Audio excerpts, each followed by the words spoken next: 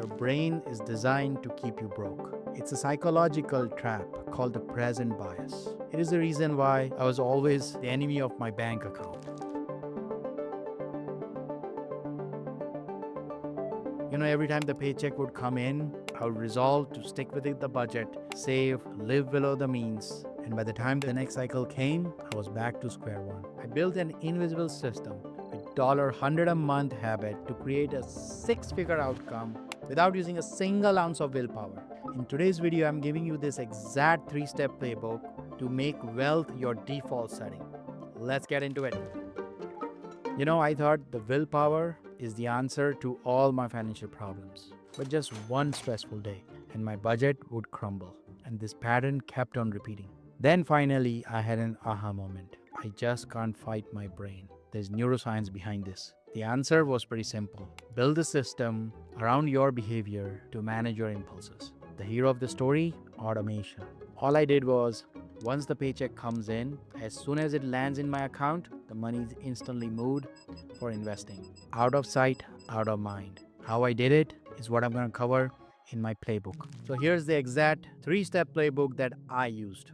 First and foremost, I set up an automatic transfer of just $25 a week going from my checking account into a separate brokerage account. I picked this amount because I didn't want to struggle with the amount or have doubts. And in the long term, it's $100 a month. It's very easy to sustain no matter what. In fact, I have a real example for you. I started saving for my daughter's college 529 when she was probably 3 or 4 years old. And now by the time she's 12, I just did the math and I feel it's enough for her that it'll just compound by the time she's 16 to apply for college. So now I'll divert this automated investing into something else. So let me in the comments below, where do you think I should invest in? The second thing, which brokerage account? That is an important question. I picked Vanguard, but nowadays you can go with Fidelity, Schwab and others. I like Vanguard because of its clean reputation. But don't make this as your analysis paralysis point. Just pick one and go ahead. Now, where does the money go into? I picked the S&P 500 index fund. Is a US stock market index which pretty much has a reputation of beating most of the funds out there, mutual funds, hedge funds, all of them over a 10-15 year period. And I could tell you a lot about the advantages. In fact, I made a video just about that. Then you can follow that video for more details. I picked the S&P 500 index fund because in my time, we didn't have the ETF. Now we can do the same with VOO. So the $25 goes every week into the VOO. That's it. I just kept at it and let it run for years. Now, one thing you notice over here is since this is automation, no matter the market goes up or down, the money keeps going in. This is called dollar cost averaging. You're just averaging out the returns no matter the market goes up or down. And we're going to talk more about that in the next section. If you want to take action, these are the only things you need to do to get going. Now, let's talk about what happened. Soon my investment started to grow and I started having fun. In fact, it felt like a game and I wanted to get there faster. So whenever I had extra money, I kept on pushing it in, which worked great. But then I did one mistake. I started becoming greedy and started aggressively increasing the amount. It felt fine initially, but slowly I started feeling the pinch.